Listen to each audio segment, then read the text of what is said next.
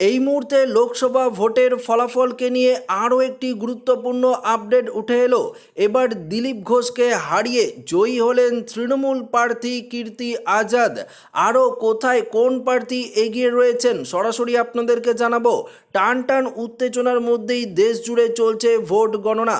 পশ্চিমবঙ্গের 42টি আসনে এবার কোন দল সংখ্যাধিক্য পাবে সেদিকেই তাকিয়ে গোটা দেশ। অন্যদিকে রাজ্যের শাসক দল তৃণমূলের সাধারণ সম্পাদক অভিষেক বন্দ্যোপাধ্যায় দাবি করেছিলেন রাজ্যে 2019 সালের থেকেও ভালো ফল করবে তৃণমূল।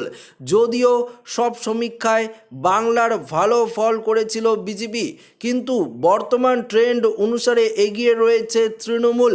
শেষ পাওয়া আপডেট অনুযায়ী বাংলায় তৃণমূল কংগ্রেস 31টি আসনে এগিয়ে রয়েছে, বিজেপি রয়েছে 10টি আসনে এগিয়ে, কংগ্রেস রয়েছে একটি আসনে এগিয়ে।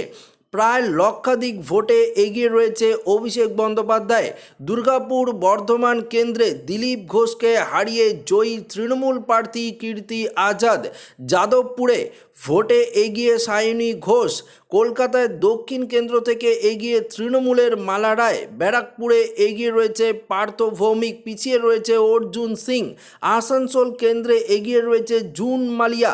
বোলপুরে এগিয়ে রয়েছে তৃণমূল। মালদহ উত্তর কংগ্রেসে ইশাকা খান চৌধুরী এগিয়ে রয়েছে।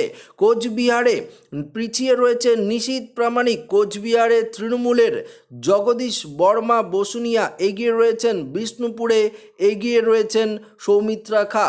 তো বন্ধুরা, ইতিমধ্যেই এই আপডেটটি উঠে এসেছে, আর কিছুক্ষণ বাদেই সমস্ত ফলাফল প্রকাশিত হয়ে যাবে। সরাসরি ভিডিওর মাধ্যমে আপনাদেরকে নিয়ে যাব। তো এই ভিডিওটি এখানে শেষ করছি। আশা করি প্রত্যেকের ভালো লেগেছে। ভিডিওটি ভালো লাগলে লাইক করবেন, ওদের সাথে শেয়ার করবেন। নতুন হয়ে থাকলে চ্যানেলটিকে সাবস্ক্রাইব করে নেবেন। ধন্যবাদ।